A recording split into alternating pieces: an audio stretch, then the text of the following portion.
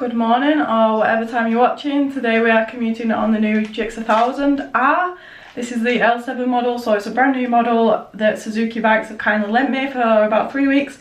So we're going to test it out commuting, full A mode, see what it's all about, see if it's doable, see how much we'll enjoy it, or if it's absolutely horrible. So yeah, that's what we're going to do today. Obviously I'll be vlogging while I'm riding, then hopefully you can hear me because my vlogging skills while I'm riding are not great, my mic's not very good, so we've just got to roll with it and see if you can hear. But yeah, I'll catch you when we're riding. We're out here getting some fuel because I'm unorganised AF. And I'm already late, but that's just standard when you're commuting on the bike, isn't it? We've currently got 1 bar in it. So we'll see how much it takes.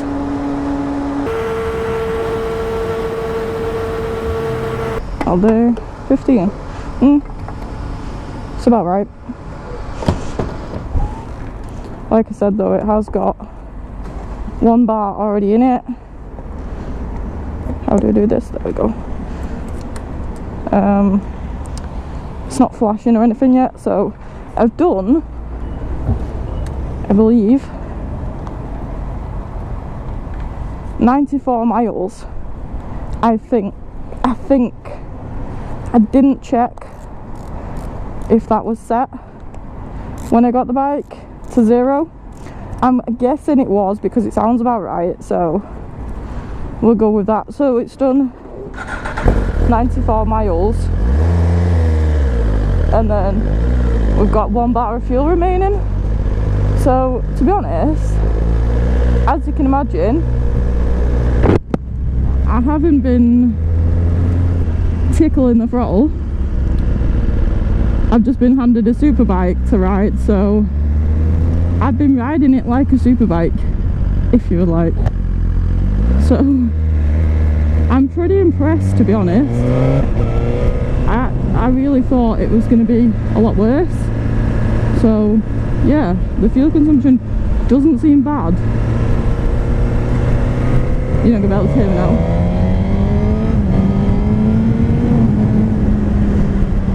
So I work pretty much in the centre of Manchester, so my commute's quite a decent commute to test because there's a lot of traffic and a truck. Ooh. It's weird trying to get used to look how wide a bike is. Obviously these are pretty narrow. I keep using the clutch, but I don't actually need to because it's got the auto blipper on this.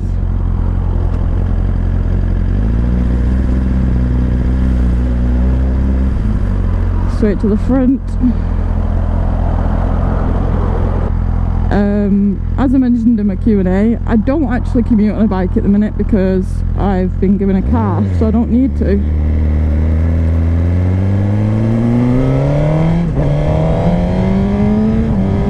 As I mentioned earlier, we're in A mode. The traction control is set to 6. That's what it was set when I got it. To be honest, I've hardly seen it kick in at all when I've been riding it. So I haven't really felt the need to change it, to lower it. I haven't been out in the wet yet. It's pretty damp at the minute, so I'm just going to leave it in 6. Like I say, it doesn't seem very intrusive. I've not had it on yet today, so we'll leave it as is. It seems really good for filtering. It's narrow enough. It's just getting used to the width of your bike when it's a new bike, because obviously when you commute on your own bike all the time, it's really easy. You can fit through so many gaps and you know which gaps you can fit through. I feel like commuting it makes and breaks a rider, because I'd say it makes you, because your spatial awareness, just general awareness of what's going on around you, is better than anyone's, any driver, any rider. because you're constantly looking for stuff. People pull out on you all the time. Commuting is a dangerous game, to be honest. The amount of times, the amount of incidents you have to deal with, not really incidents, but just people being absolute idiots, is unreal. It's actually tiring. The start of this year, so from January, I commuted for 6 months, and honestly it was tiring, the stuff you have to deal with from people just being stupid. And I hate this when you get stuck between two trucks. We can fit through here, but sometimes you just can't get through. You just have to sit there like an idiot. Oh, doggo! Woof woof. Oh. I always thank car drivers for moving over, always. I can't stand people that don't. They're going out the way to move over for you. Like, sometimes there's plenty of room and they're still moving over for you. So just give them a break, you know what I mean? How's it go? Like, what are you doing? Why are you making it hard work? Sports bikes are easier to commute on.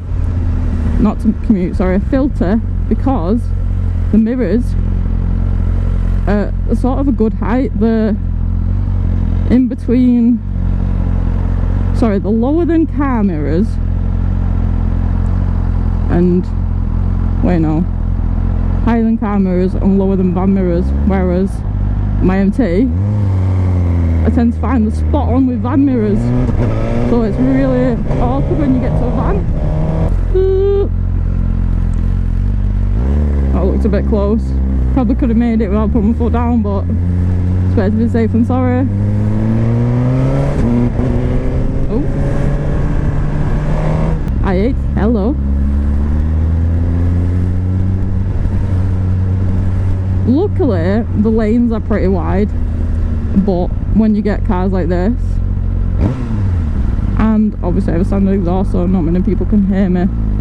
Oh, come on. For fuck's sake. You oh! Absolute completely oblivious. Oh shit. That was close. I literally just said these lanes are wide and now I'm having problems. The mirrors, I need to tuck the mirrors in. If we took the mirrors in, we'd be alright. It's really thin. Oh, for God's sake. You might be thinking, what is the point of this video? Why are we watching you ride to work? So that's not, it's not just a ride to work with me video, because that's pretty boring. I know people might say and watch that, but I wouldn't. So basically, the point of the video is to see what it's like commuting. Could I deal with it on a day-to-day basis? Is basically what I'm trying to find out. Yeah, if you are thinking why are you going on about it, if you've rode nakeds all your life, you'll see what I mean. If you jump on a sports bike, it feels heavy on your wrists, your back, sometimes your knees depending on the bike, and it's just a bit like tiring.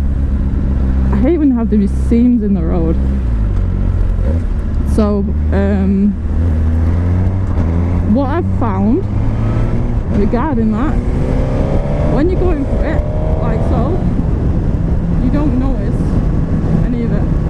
So what I'm saying is, when say you're on a country road and it's all open, you don't ache at all.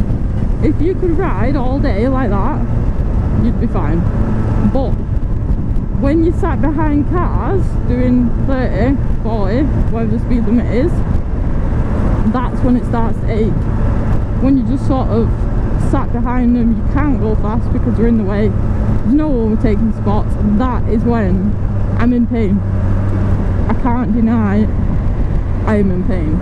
But what I do have to remember is I always have a bag on my back, and that is not going to help, because usually it's pretty heavy, it's got camera stuff in, whatever else in there, it's not going to help. But I do, like now, if I was just riding along like this for a good amount of time, I'd be aching. My back would be hurting, maybe my wrists. I've learned to lift off my wrists. You need to use your knees to sort of hug the tank rather than putting all your weight over the front. But if you've come from a naked, that is exactly what you do as soon as you get on it. That's the first thing you do. You're really heavy over the front, your wrists are killing within about 5 minutes because you're not used to it. So what you need to remember is lift that weight off your wrist. Just, it's hard to explain, but you just sort of rest in them and obviously using the throttle.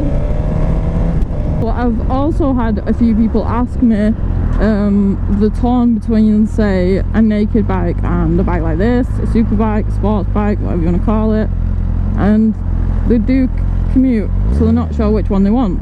So would I commute on this every day? No, I wouldn't.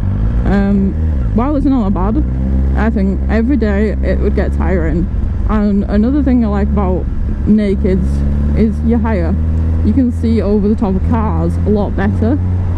So this is a bad example because I do feel quite high on this, because as far as a sports bike goes, this is relatively comfy.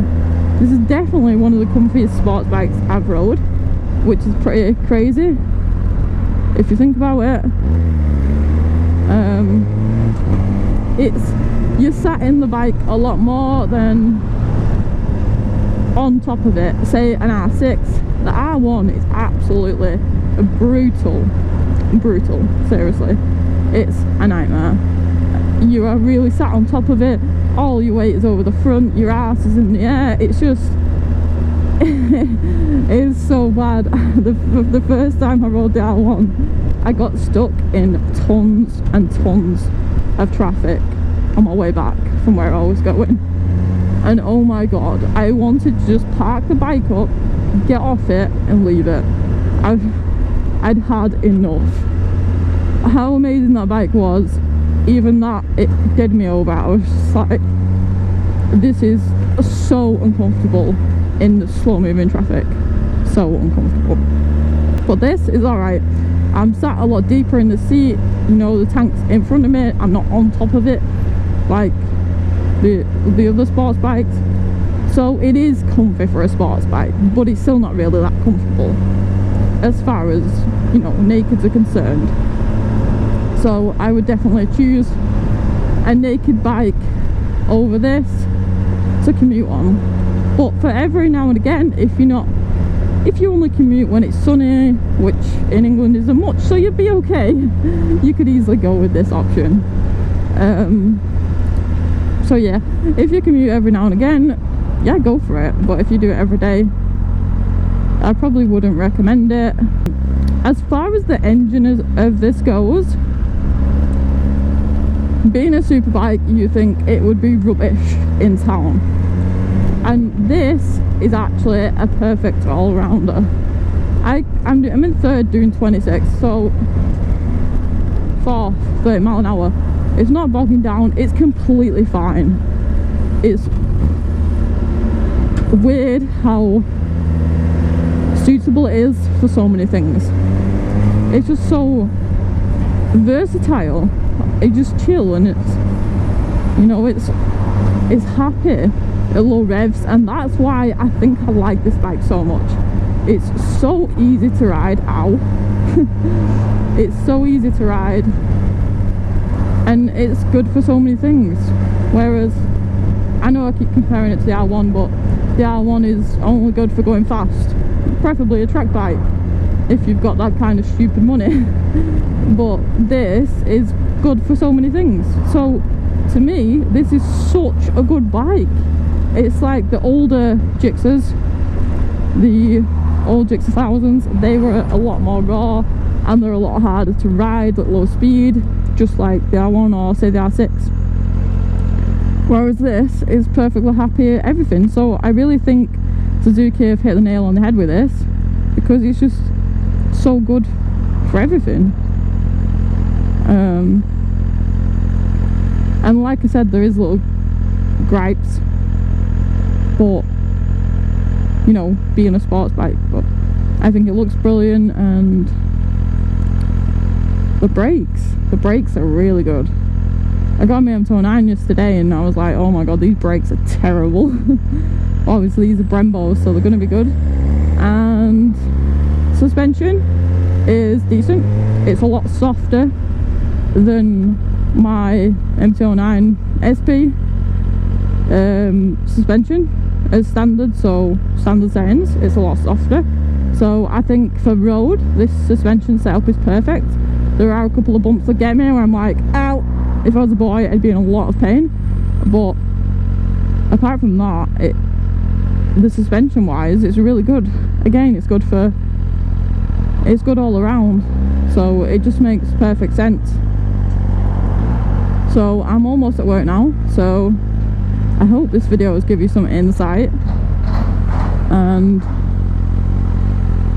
in fact, I can filter there. If I've missed anything, I'll record on the way home as well, so we'll see if I come back to you. But yeah, thanks for watching if you did.